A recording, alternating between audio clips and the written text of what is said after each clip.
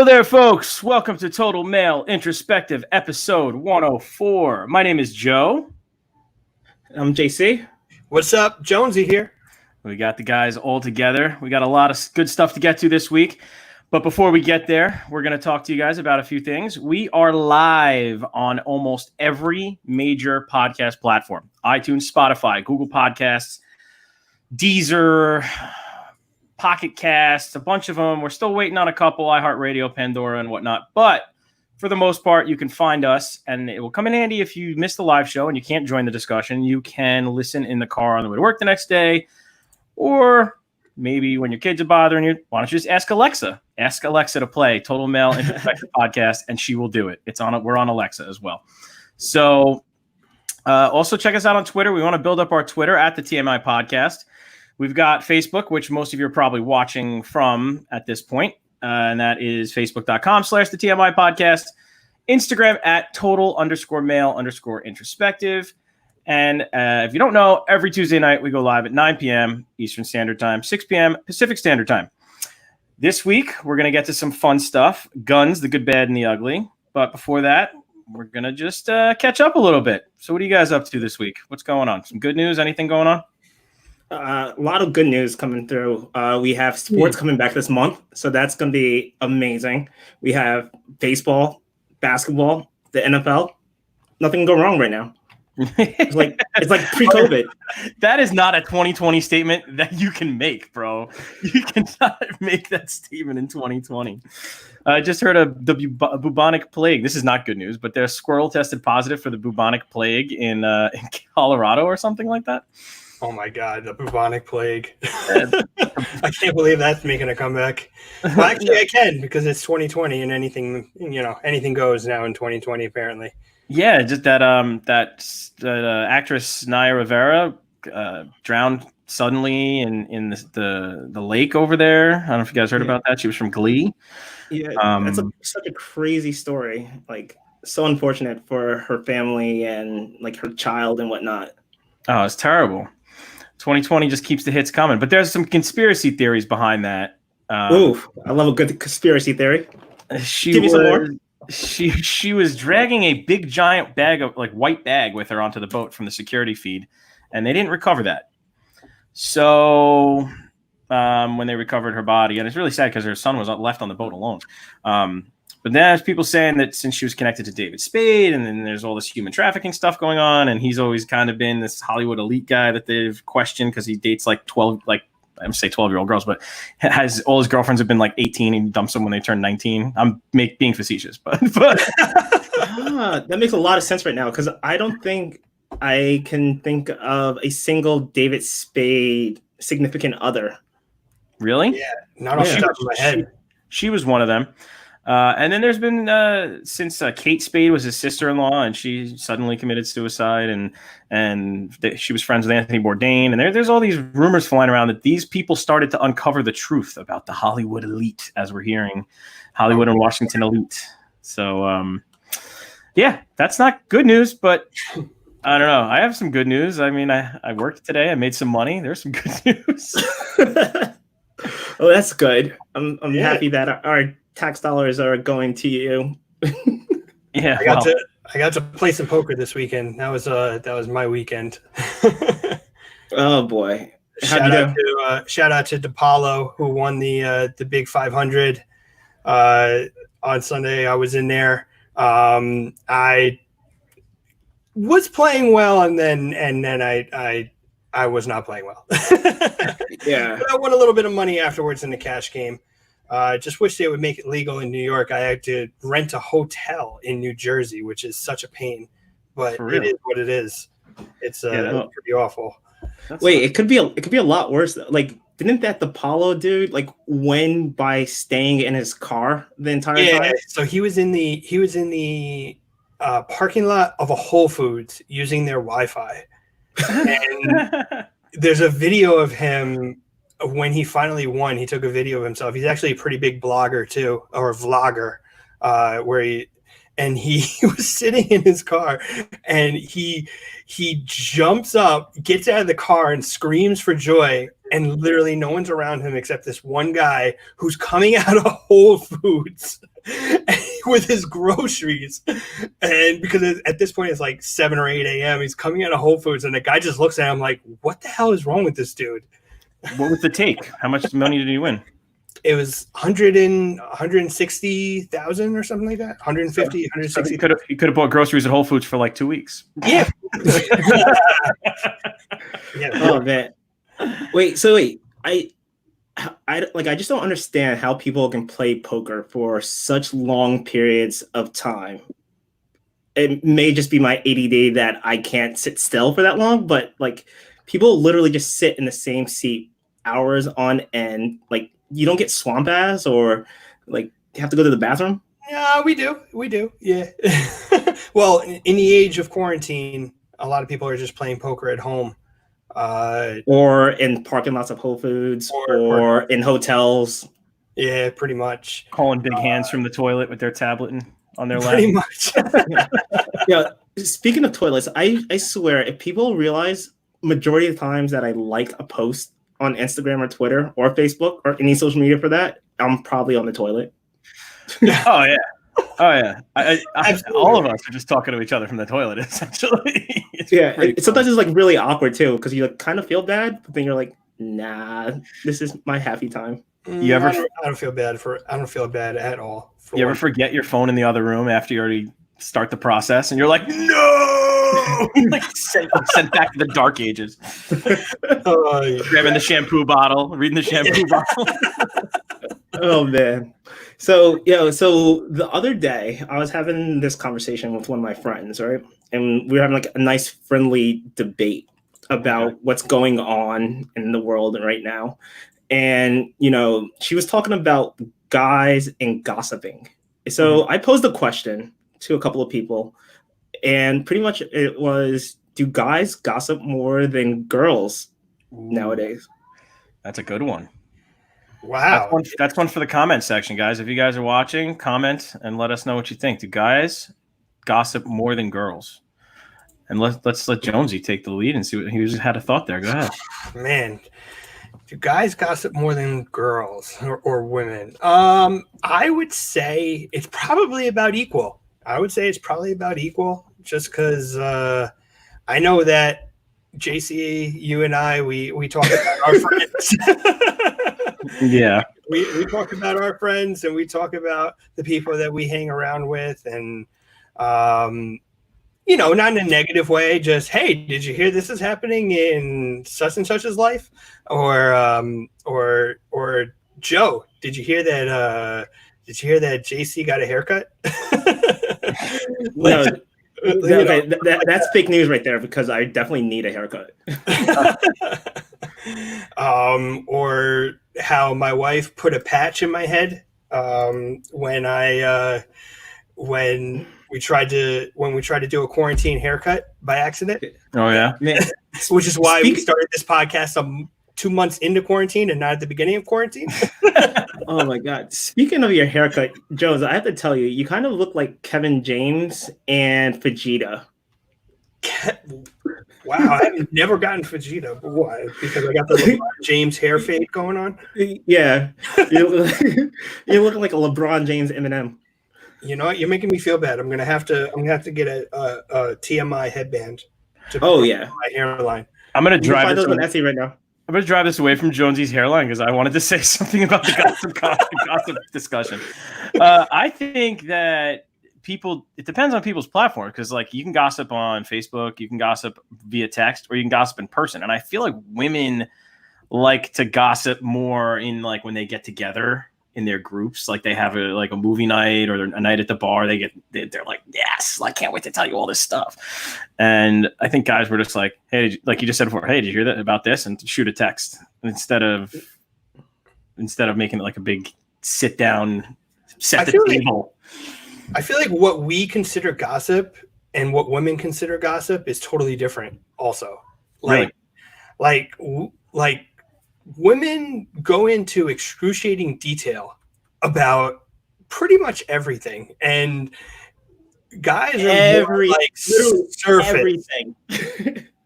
Like, I mean, it is like it gets to the point where they could have like got to the punchline of the story, but you have to like set it up with like 3 opening acts, an intermission, and then they finally tell you when you're already asleep, and then you go, "What was that story all about again?" Mm-hmm. Can we fast forward this a bit? Yeah, I know, but I'm guilty of that too, because I've had times where I'm telling someone a story and I'm like, and if you don't know this person, you got to know, and then you kind of get sidetracked. I'm going to tell you like 14 mini stories on the way to finishing the one that I'm trying to land the plane on. You know? Yeah. It's like going down a Wikipedia rabbit hole. That, and on top of that, I think guys, though, however, will tell you the same story more often, again and again. Just like, I can't tell you how, like, yo, remember that one time that we did this and so. I was like, yeah, bro, you've told me 14 times already. Ashley gets really mad at me because I tell the same story how I met Katy Perry to anybody that I meet that's new. I don't do it anymore because she just makes fun of me for it so much. Wait, you met Katy Perry? I'm not allowed to talk about it anymore. Everyone except for us, bro. I worked at a radio station before I did all this huge money making podcasting stuff, and she came in when she had her first single, and I had to keep her company because she wasn't like a big deal before she went on the air yet. So you are the reason why girls like girls? Yeah, no. She wrote that song well before I came along. So yeah. And Stacey chimed in much more drama with women. Yeah, I can see that. I think people get more upset about talking behind their back when sometimes it's not always necessarily intended to be that way. I feel like men don't intend for to be like, I'm talking behind someone's back, like I'm keep this a secret. We're just like, oh, did you hear about this? Women are like, did you hear so and so? Don't tell anybody. But then women have this rule, like, if you tell me, I'm allowed to, and you tell nobody, don't tell anybody. That I can still tell my spouse or my partner and my best friend, like they count as nobody, right? They count as nobody. Yes. Right. So we tend to end up with that situation. Oh boy. Well, so I mean, I still think at the end of the day that guys do really gossip more than women. Really? Yeah. I mean, like, have you like been in like the locker room or after a couple of cold hard seltzers? No, you know, when there's no laws with the claws, like that's when it all comes out. Yep. I'm speaking from any personal, past references, but I'm rocking like 3 or 4 cold frosty pale ales, and I'm starting to yip the yap, because I already talk enough as it is. You add alcohol, it's over. Sit down and buckle up. Toss me a Red Bull. That's all I need. Toss me a Red Bull. Oh man, you and your Red Bulls. Well, so coming out of this whole debate question, I think every week going forward we're gonna have a new question that we're gonna chat about throughout the week. And if you follow us on social media, we are adding a new question every single day for everyone to chime in, give us your feedback, and we'll bring up some of those responses on the net or on the show the following week. Yeah, I think that's a great idea. And I think we were also discussing creating like a big roundtable bonus episode because we can put 10 people in the stream with us. And obviously we want to do our 3-man show with a couple guests here and there. But if we want to do a bonus episode, I think the debate topics would be perfect for that. So we have 10 people and we could have people chime in all hopefully not at the same time because we won't be able to hear anybody, but we'll like raise your hand and we'll pick you and you can say what you need to say. There you go. If people want to chime in on the debatable, or if people want to join in the conversation, make sure you hit us up in the comments, and we'll talk about what you have to say as well as what we're going to bring up. Yeah, definitely comment, because I think now's the time for us to change gears and get to our hot topic. What do you guys think? Woo! Let's do this. Do this. All right.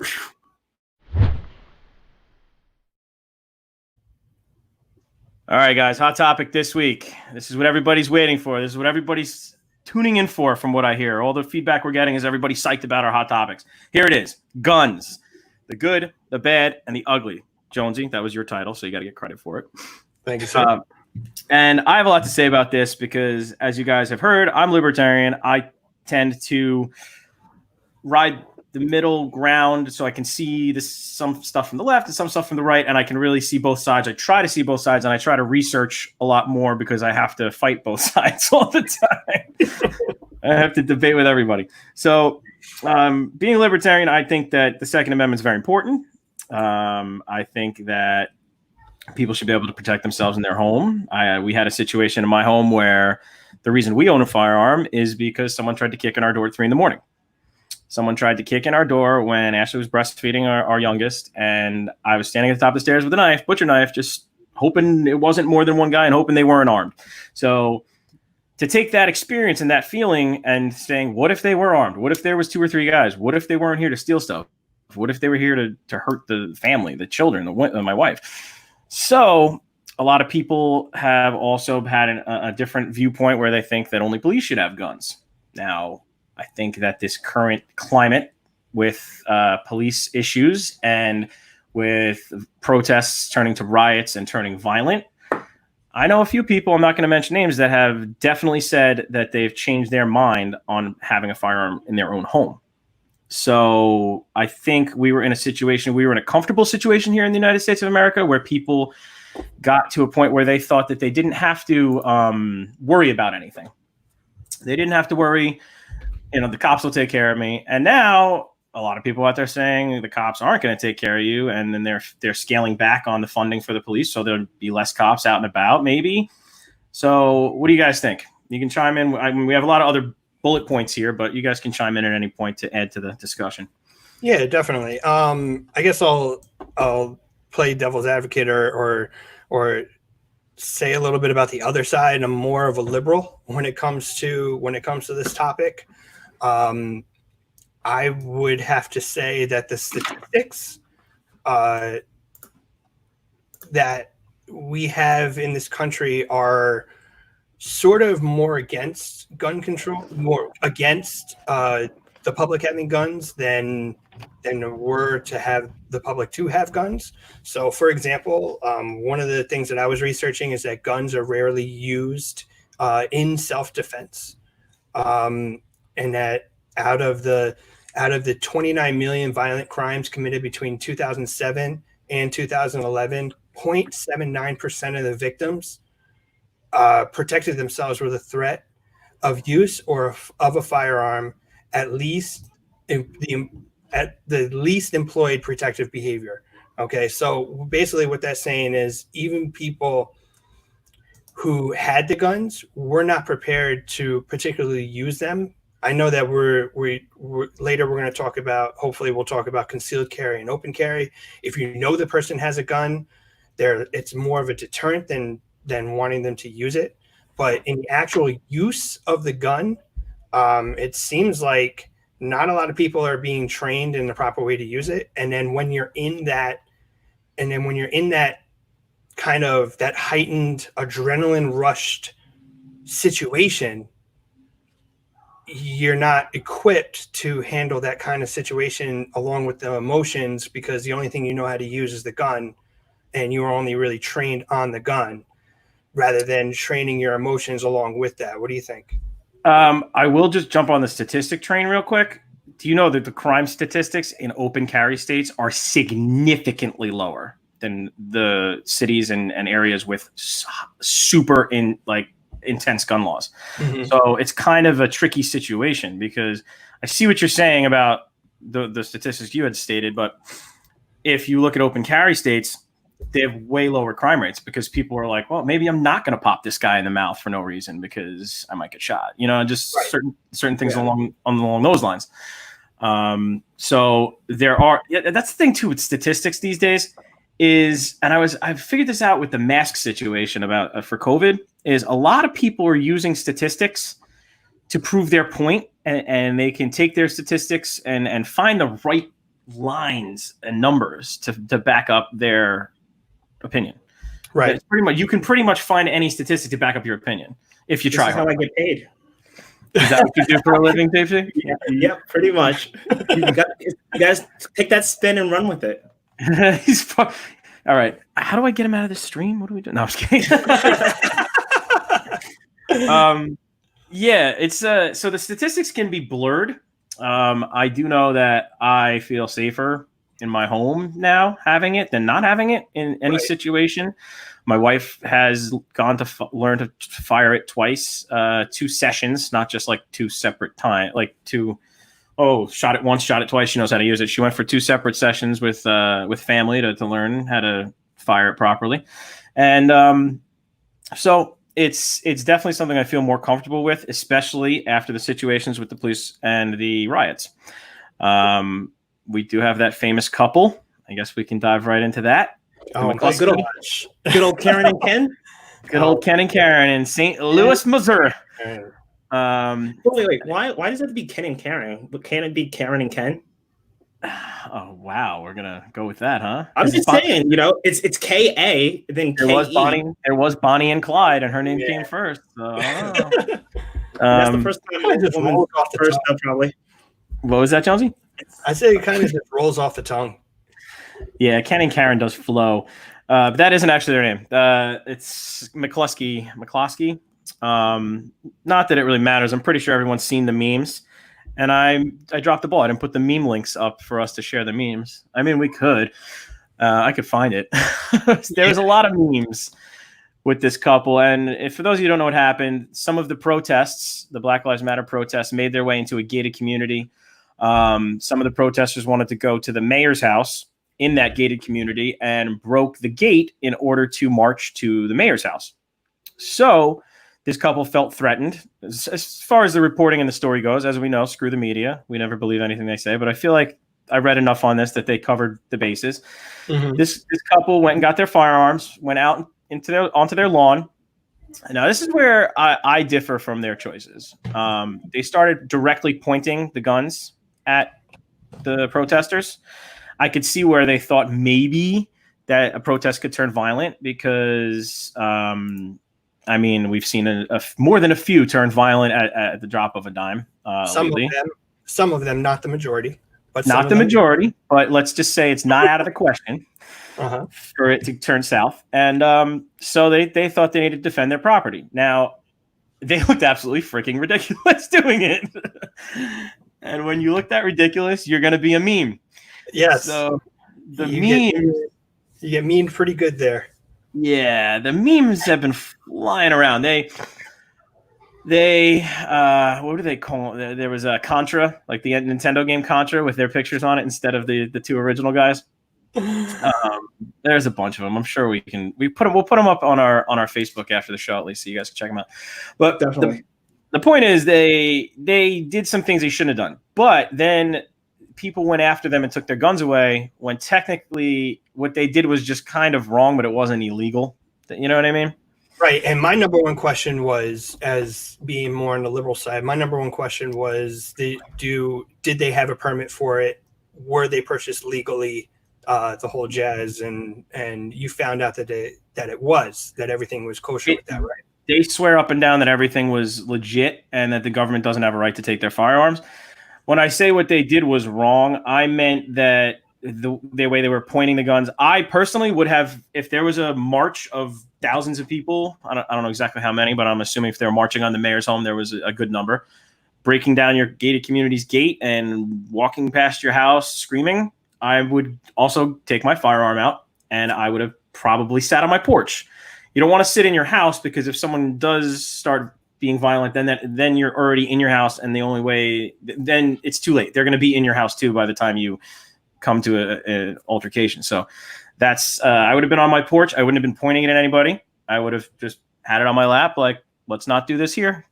And they were pointing it at people standing on a lawn, screaming and yelling. So it could have been handled differently. Definitely think they were absolutely within their rights to take their firearms and present them to defend their property.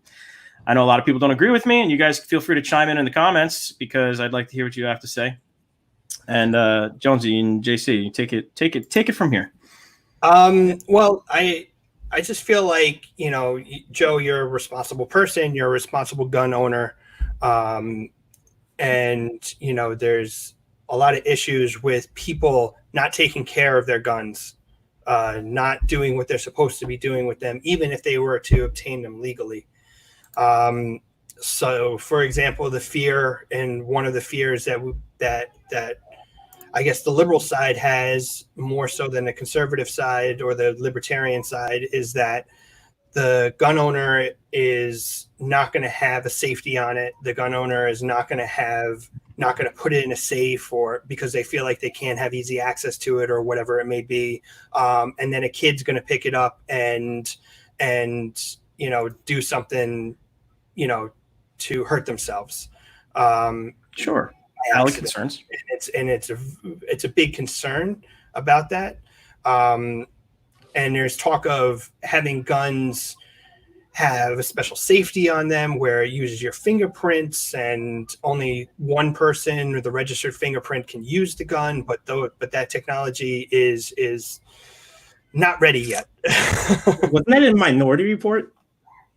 Yeah, I think it was in Minority Report, but it's actually becoming real from when I was reading, preparing for the show. There's some problems that can arise with that.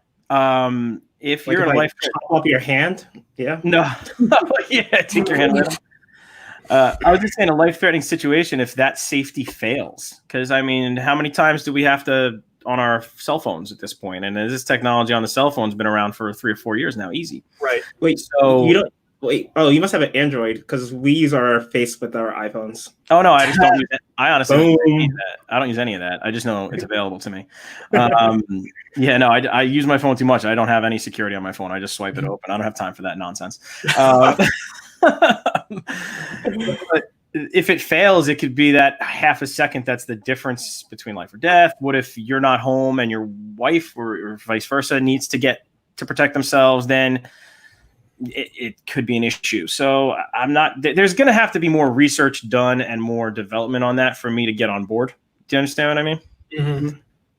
I wouldn't just say, yeah, that's a good idea until I hear the fail safes on that situation. And I'm just going to pop up Ken and Karen really quick. This is who's inspired our hot topic this week. Ken and Karen in election year production. I also saw one that said the Purge. It said the Purge election year. That's funny. Oh my God, those are great. Yeah. So when it comes to comment chiming in here, JC, you can keep talking. I just wanted to.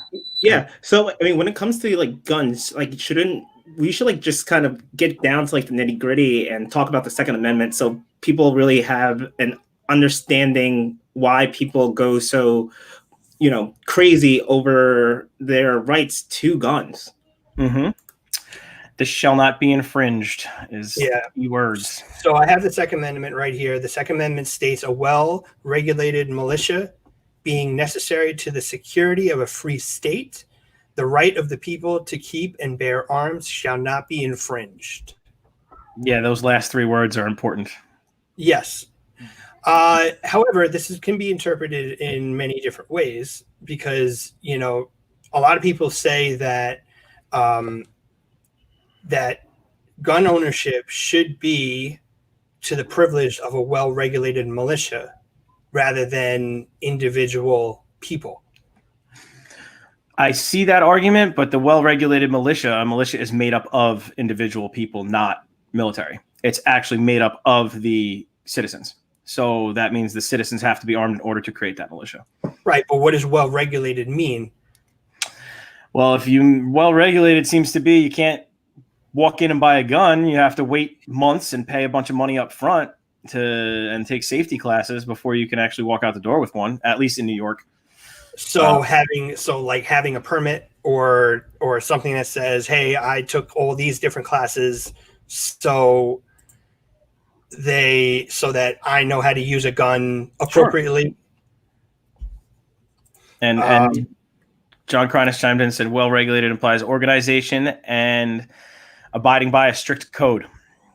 Yeah, abiding by a strict code is one that's definitely important. Yeah. That's the problem. This thing is people that form militias now, we get people upset about it. I mean, you see groups armed in the street and people get scared.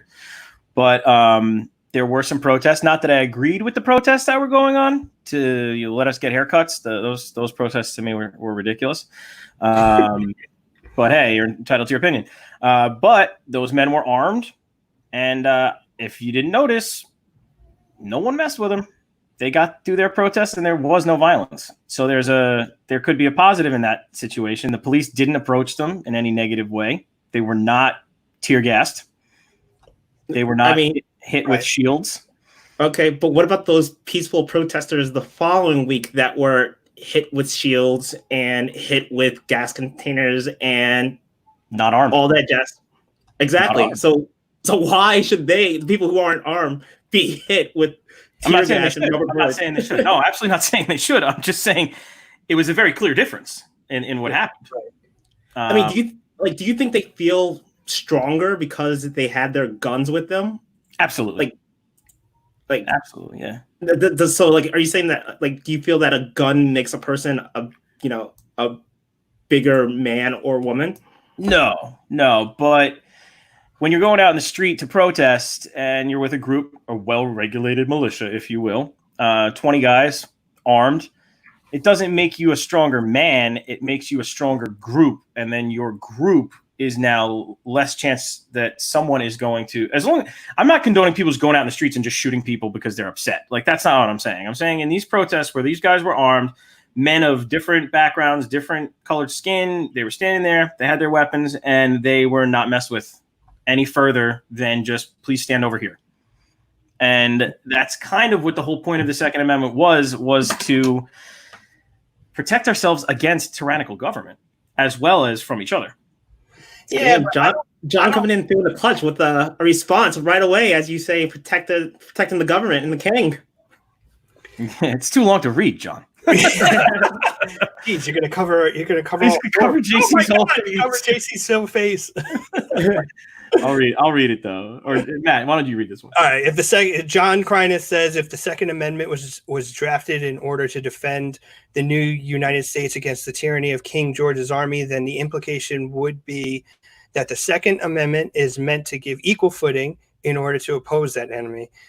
In that regard, if the enemy of the people, of the public, becomes the United States at large, then the Second Amendment should imply that we all get nuclear weaponry. And thanks. What? Oh, and tanks. And tanks, as in like rolling tanks. Yeah. Wow. And you're a teacher? He wasn't the one that got picked on to read aloud in the class, though, huh? No. I was actually the kid who knew my turn was coming up next, so I skipped down and practiced that paragraph. There you go. Before. Yeah, we could probably do 2 hours on this topic because there's so much back and forth. Yeah. Well, I mean, just to add on, to what you were saying about those guys who needed haircuts really, really bad. They in the 1960s, the Black Panthers stormed the California state, I guess the state legislature or the state government, with exactly the same way. And a couple of weeks later, California decided that they passed a law to keep or carrying any firelock of any kind in any military weapon or any powder or lead, or all laws basically telling them that they can't have any more open carry for the entire state. And that happened very, very quickly. Well, you also can't purchase a firearm in New York State right now. You can't even put in an application. So that's iffy for me. I know that we have everything going on, but with COVID and stuff, but if you can go to pick up groceries, why can't you go pick up a firearm? I mean, legally you should be able to. So I don't understand why it's still on hold when they've opened everything back up, but you can't apply for a firearm. That's a problem, isn't it? Seems like more people want firearms right now, even though there's a lot of people that are against gun laws. LMG saying, I was saying a well-informed militia to me translates more to community watch. Oh, and this brings up a good point. In the watch parties, you got to either click to the live video section for comments for us to see them in our studio, or come to the actual live stream from each individual. Wow, I really thought you were talking about her like community watch comment, but you were actually talking about the podcast, which is great. Yeah, No, I meant because she had said previously that her comments weren't coming up in our studio. But yes, a well-formed militia to me translates more to community watch. I don't agree with that because I mean, yes, a militia is sort of could be in that sense, but I don't think it translates directly to community watch. Militia, if we'll bring up the definition of militia, and we'll see what it. Yeah. Well, I just want to. So you had just tossed up Idan's point about how, just an FYI, more crimes stopped and lives saved by legal gun owners than crimes committed by guns. I mean, I would love to see the statistics on that. Just because, what constitutes that this gun caused that particular crime to be stopped. It's just kind of saying like, oh, I have, my cell phone with me, and now more crimes are stopped because I have my cell phone with me. Like, could you stop that crime without the use of a gun? I'm not saying that people shouldn't have guns and they should be used, correctly, but it's more, how do I know that that's the reason why something was stopped? I just popped up the definition of militia here. So let's give it a read. I don't know if everyone can see it the way I can see it, but it's a military force that is raised from the civil population to supplement a regular army in an emergency. A military force that engages in rebel or terrorist activities in opposition to a regular army. All able-bodied civilians eligible. Okay, now I'm pulling a Jonesy. Eligible for bylaw for military service. I'll get there. So this thing is going to be translated in many ways, or people could take it in many different ways. Militia, I guess, could be community watch. It could be a group of people ready to go in case someone tries to invade our mainland. If you think about it, I mean, that's probably why no one's tried to actually bring troops to our shore, because we're one of the most armed. We are the most armed country, civilian-wise. I think the military has more to do with that than our citizens being armed. I would disagree. And plus, it's really hard to cross our oceans without people noticing, with satellites and GPS and all that stuff. So I would argue that the fact that we're an ocean away from most other countries and we'll be able to see them coming, it's going to be really difficult for people to storm our shores. There is a quote, a rifle behind every blade of grass, and it's about the United States of America. It was an opposing general from another country said, you cannot invade the mainland United States. There would be a rifle behind every blade of grass, which is crazy true.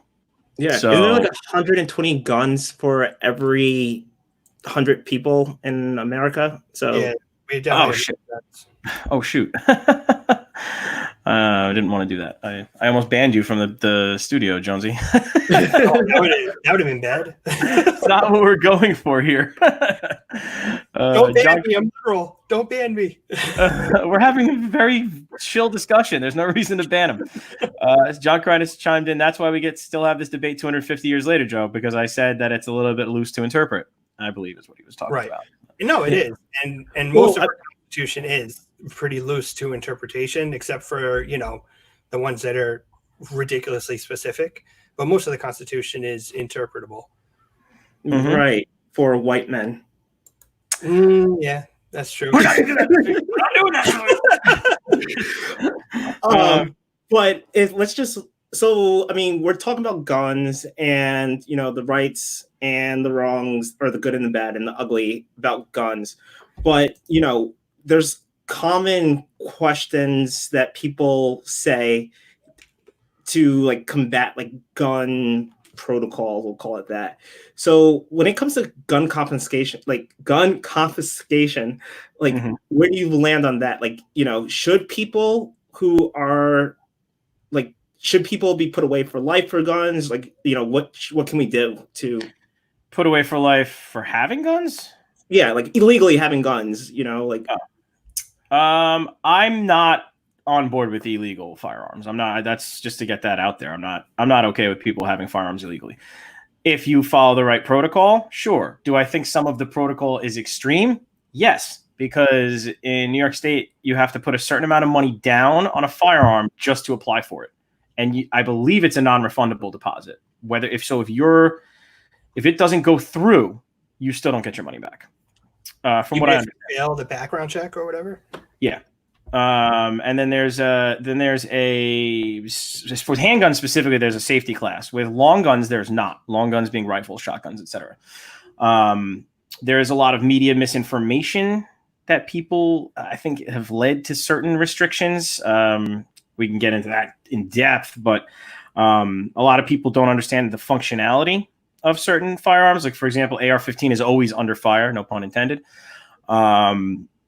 for its use in school shootings and whatnot. But people have tried to ban it, and it has been banned in certain states. I believe in New York State, you can't have one right at this point. The problem is you have the same functionality from a wooden hunting rifle of the same caliber or similar caliber, some even larger caliber, that can hold the same amount of bullets in the magazine. And you can fire it semi-automatic, which is another thing the media is misinforming people. Semi-automatic is you pull the trigger and you let go and a bullet comes out. You pull the trigger again and a bullet comes out. You can't hold the trigger down and it's automatic and it just keeps firing bullets. That's an automatic weapon, not a semi-automatic weapon. And I've seen that confusion a lot in the media. People saying, 100-round magazines. I mean, you can get them illegally. You can't, they're really not something that's readily available. There are 30-round magazines that they banned as well. I mean, there was some knee-jerk reaction legislation after the Newtown shooting. And we can talk into that if you want to talk about that shooting. Yeah, why do you need to have an automatic weapon or a semi-automatic weapon at that, though? Like, semi-automatic means you pull the trigger and a bullet comes out. You pull the trigger again and a bullet comes out. I think semi-automatic is very necessary because people miss. If you have to reload one bullet every time, you get a home invader. So there's 3 home invaders coming to your house, and you have if it wasn't semi-automatic, it would mean you'd have one bullet and then you'd have to reload. So like a Glock is considered to be a semi-automatic weapon. Correct. And like a Smith & Wesson is a semi-automatic weapon. Anytime, any revolver, any handgun that has a magazine that slides into it is most likely semi-automatic because it means you pull the trigger and you let go and you pull the trigger again to shoot another bullet. Damn, meaning that I have been enlightened. Really? There's media misinformation right there. Yeah, well, I mean, I always just assumed like semi-automatics were, some like an AR-15 or something like that. Or, I didn't think like, it is semi-automatic, but that means you have to pull the trigger for every one bullet. You don't get like a spray. You'd have to keep pulling. So the fully automatic ones are the ones that you just pull down on the trigger and it just goes. Yeah, you just hold it down. Semi-automatic, you have to pull a trigger for each bullet that comes out of the gun. Correct. Gotcha. All right. So semi-automatic, I believe, is very necessary because people miss. So if you have people in your house, say you missed the first shot, now you can take another 2 or 3 shots to hopefully get them and stop them from coming into your home, instead of having to reload one bullet every time. Click. Oh, hold on. Wait, I want the musk. It's like just like give me a second. Yeah. Like this. So, you were sorry. We cut you off. Yeah, no worries. All good. So if you want to go back, I think her name was Ellie. LM? Nope. I'm sorry. I'm scrolling up. Sorry. Yeah, you guys. I really appreciate the comments, guys. We all do. It just I'm trying to keep up. Yeah. Oh, Emily Scott, 9:04 p.m. 9:41 p.m. Okay. Emily Scott's. She talked about. There we go. She wanted to quickly address mass shootings. Did you guys touch on the solution for mass shootings? Mass shootings is something that is definitely in the back of our mind. Was definitely in the back of our mind when we were talking about this episode and creating this episode. The 2 major ones. I guess I'll address. The first one was Sandy Hook in Connecticut. that's actually right by us. So it was actually extra scary for us when that was going on, where a man went into an elementary school and killed a bunch of kids and teachers. And then Being a coward, but yeah. Oh yeah, and mentally ill though. They for sure. They found out he had some mental. It's always a mentally ill person who decided to go kill these people. That's right. Right. That's what they want to tell us all the time. The last one, the last major one. I mean, there's a lot of school shootings that do happen that are much, much smaller, but the last one that got major headlines, Stoneman Douglas in Florida, Parkland, Florida, killed 17 people, injured 17 others. And from that came the Never Again movement off of the heels of the Me Too movement, because they wanted to create that hashtag and try to get more awareness, and some of the kids were trying to get common sense gun laws passed, which I'm hoping is something that is actually common sense, because not a lot of times these politicians create these legislations that they push through and don't think them all the way through. And that's one of the biggest problems with our government that we addressed 2 weeks ago, that our government is so polarized and our population is so polarized that, they're not going to go ahead and talk to the NRA about what makes sense. They're not going to go ahead and talk to teachers about what makes sense. They're not going to talk about, the police and SWAT teams and whatnot to find out what legislation needs to pass that would make sense for everyone involved. And I think that's one of the conversations that the public needs to have, that we generally have all the time. Taking into account that people want to have guns for their homes in order to protect themselves. What makes sense to limit so that people are not legally obtaining guns and using them for mass shootings? And that's a huge question. Yeah. And yeah, that's a great point. And LMG said a lot of lawmakers making assumptions, and that's very true. So I'm going to dovetail off of Matt's discussion about the Newtown shooting. Also, ironically, my mom lives in Parkland, and we live right now near Newtown. So my mom was like right near there, in Florida. So shout out, Mom. Hi, I know you're watching. She's also a gun owner. Love you. Feel better, Ma. She had her hip replaced. Everybody, feel better, Ma. So the Newtown shooting, it was a horrible situation, and it's very hard to decipher how we can get to the point where we keep the guns away from people with mental health issues. I mean, and it's I mean, it may be an impossible problem to solve, but what happened that happens often with these crises is knee-jerk legislation, and it happened here in New York State. I went to go skeet shooting the week or two after. I have a shotgun. I'm well within my rights to transport it to go skeet shooting and shoot targets. And I went to go pick up ammunition at Dick's Sporting Goods, and they said, we can't sell you any ammunition. And the reason was because Cuomo went behind the closed doors and overnight, without consulting, as Matt just said, law enforcement, people, gun nuts, people that are well versed in how firearms work. Because the media misinformation does trickle into the politics. A lot of people that don't own firearms that are politicians have all these opinions that are not correct or not based on correct information. So JC just bounced on us. He's shocking. He's coming back though. He's coming back. So what happened was Cuomo decided to put this ban into place where he banned all magazines over 10 rounds. He thought that was a great idea. The problem is no one manufactures that, and all of the police are armed with a 15-round magazine. So he then turned a situation into, trying to do something that he thought was right because he didn't have the proper information. He made this law where then the gun stores didn't know, and Dick's Sporting Goods didn't know what they could do. didn't know what they were allowed to sell. There was other situations in there besides just the magazines, but the magazines being less than 10 or less, no one was producing those for the current firearms that are in production.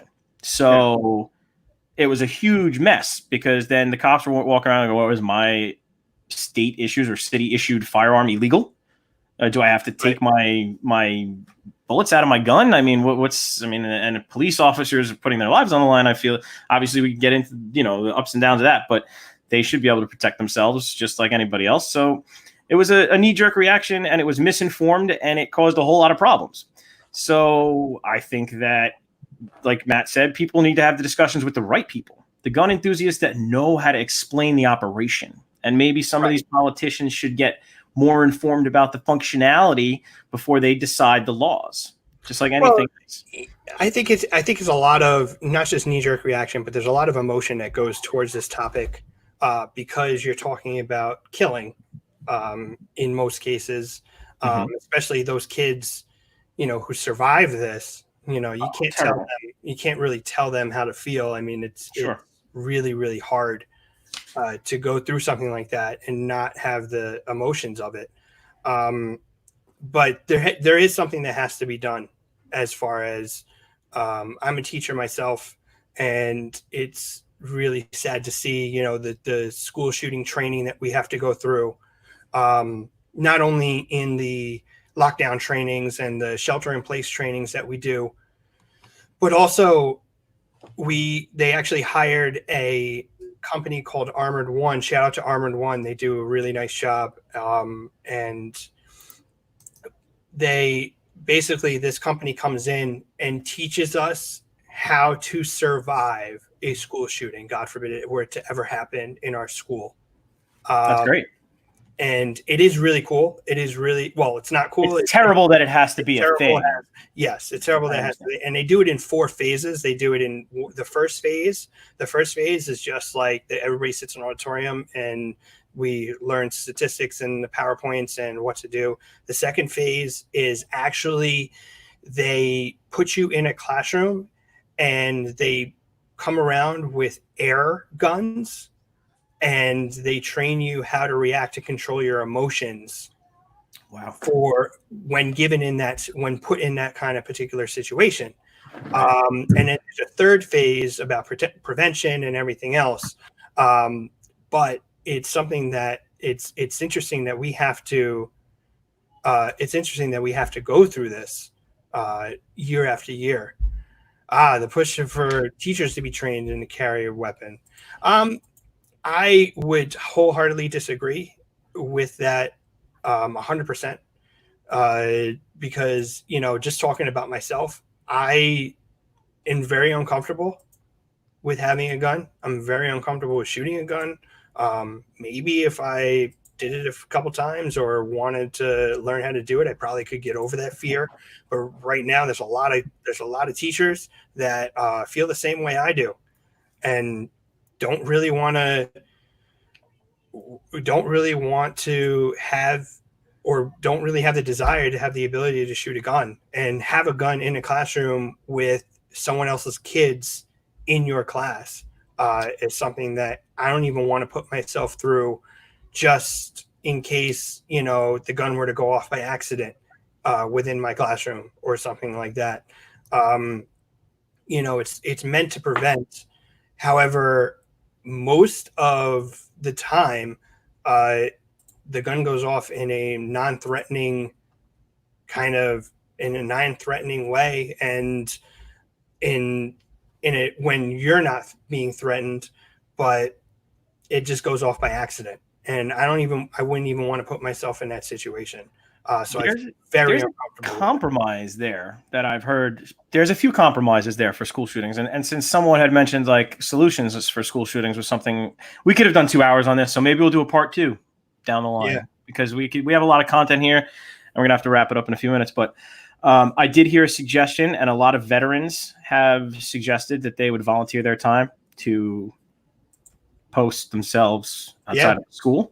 I would be okay with that. I see. The thing is, the thing about the school is that, yes, we have to protect the kids, and one entrance and one exit out of the building, how much of a pain in the ass that is for teachers and everyone and parents, and how much we, can't let parents in through the side door, even if they knock, and we train the kids not to do that. It's for their safety, and we definitely don't, and we definitely want that to happen for them. But, just having people who go through a massive amount of training to go through this, to have a gun near kids, I think that's probably a good thing to happen. JC, test the mic, buddy. I'm right here. Okay. JC, right. I'm in. LMG, I'm here. I'm still good. It's, sometimes when you got people who are more informed on the subject matter, you just got to move out the side and let them talk so you can learn and grow. So that's definitely what I'm doing right now. Well, I think you wanted to chime in about the veteran thing, right? You looked like you were ready to go on that. No, I was just going to say shout out to Officer Tribble, who's our police officer in White Plains High School. Yeah. Oh. That's awesome. I mean, there's definitely situations that we could. What if teachers were allowed to keep a gun in a locked gun cabinet if they felt that in the classroom, if they felt they wanted to? They didn't have to, but wouldn't it be better if maybe some teachers were armed during a school shooting, the ones that wanted to be? I would say that they would have to get trained in order to use that gun. Of course. And not just have it in their classroom. But not only get trained to use the gun, but also be able to train their emotions and be able to step up for the emotions of the moment, much like Armored One is doing for us currently, and training us on school shootings. Because I think the emotions of it is more important than the actual gun training. Because I feel like I would be able to hold a gun and shoot it straight, I guess. But would I be able to do that with my adrenaline pumping and sweating and being scared and terrified for my kids, for my life's kids? I don't know if I would be able to do that within the moment. And the fastest time I know for my school through this, we found out that the fastest time a SWAT team can get to our school is 7 minutes. That's a long time. Long freaking time. It's a long time. So, I feel like the stuff that we're doing right now is good.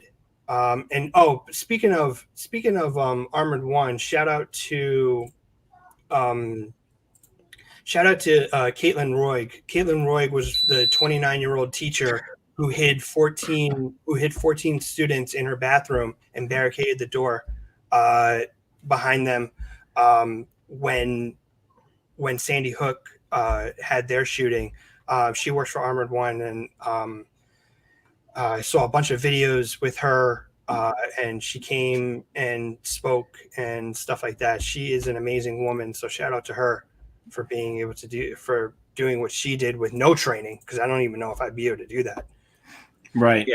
No, because I've definitely seen you shoot your shot in the club, and it's not pretty.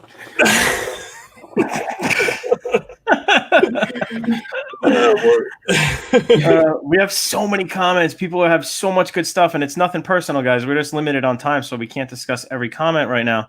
I guess we will do a part 2 maybe in like 3 or 4 weeks. Collect more discussion points. And what I think would be great if we just take this topic to the debatable table. Yeah, that's actually a good topic for the round table, maybe. The bonus episode, you mean, JC? When we have like a big group. So if you guys are interested in coming on to our 10-person roundtable, let us know. Go follow us on our social media and everything, and just send us a line. Drop us a line. Send us what you're interested in joining us for, because we're not just going to do it once. If it goes well, we'd like to do it again and again. And Edon said, what's the issue with having armed police or security at school? I come from Israel, and every school has an armed guard. Yeah. I don't think there's an issue with that. I don't think there's an issue with that at all. I think that's perfectly fine, as long as they're trained to use that firearm, and it's not a random teacher within the building or a random administrator within the building that has a million other things to do. I'm definitely down with having armed security at the school. They just have to be trained in using that very effectively, because they're going to be around children. Mm-hmm. Well, It looks like we hit our Instagram just told me we hit our limit on how long we're allowed to go for. Really? So we hit our hour mark. I think maybe we should wrap it up, and so we don't go too much longer, and then we'll take this to the roundtable, the TMI roundtable next time. What do you guys think? All right, sounds good. So let us know if you guys are interested. Yeah. So I mean, just to kind of close this out, and since we're gonna have a part 2, just really the bottom line is that gun control laws keep people safer, and self-preservation is why gun owners have guns to begin. With that being said, though, however, law-abiding gun owners still have the constitutional right to protect themselves against crime and should not be penalized for the actions of others. So when it comes down to it, at the end of the day, if you're responsible and you understand how to properly care for a gun, when to use it, and you aren't using it in an illegal or destructive way, guns should, people have that right to have guns. And we do need to have more conversations about what's the best way for people to have guns, whether that's raising the prices. I know, Joe, you're against that, or whether it's just having, a bullet cost like $1 million. So if you shoot someone, they really deserved it because you spent $1 million to kill them. But at the end of the day, it's all about being in the hands of people who are responsible. So that is my bottom line and my final word on the gun conversation. I appreciate that. I'm going to give us one last shout out to all of our people. Thank you guys for commenting. Make sure you guys hashtag join the discussion. That's what we got going here. We want you guys to comment. We want your opinions. We want to sit here and have a cordial, calm discussion of disagreements and presenting ideas to each other. We all learned a little something from each other's opinions instead of screaming, yelling, "Shut up! I don't agree with you. You're wrong." That's what we do here at the TMI podcast. That's what we're going for. And we really appreciate everyone in the comments doing the same thing. Staying civil, getting your point across, maybe trying to listen and learn. You guys, social media, please give us a follow at the TMI podcast on Twitter, facebook.com, the TMI podcast / the TMI podcast. Follow us on Instagram for our, what do we call it? Total meme introspective. Yeah. Been blowing out some fun memes for you guys into the ether there. That's Instagram at total_male_introspective. We do this every Tuesday night, 9 p.m. Eastern Standard Time, live across as many social media platforms as we can get the software to allow. Make sure you guys give us a shout over at Patreon, patreon.com / the TMI podcast. Patreon is where you guys can support us. Throw us $5 a month to just keep the fun going, so we can boost our posts, get more followers, get this whole cordial discussion thing, learning how to get back to the lost art of friendly discussion, even though we might disagree. We are now on all major podcast platforms: iTunes, Spotify, Google Podcasts. Give us a follow on those. And if you guys want to be kind and you appreciate what we're doing and you don't want to give us $5, $10, or $20 a month on Patreon, at least leave us a positive review, because that helps boost us up the charts there. And then hopefully we can get some more people in on these live shows and listening in their car on the way to work. And we can get more of this going, more discussion, more big roundtables coming up. Make sure you guys, let us know if you're interested in that, or being involved in that. And I think that's it for episode 104. Thanks, guys. Right. Sounds good. See y'all next week. See you next week. week. Have a good one, everybody. Peace.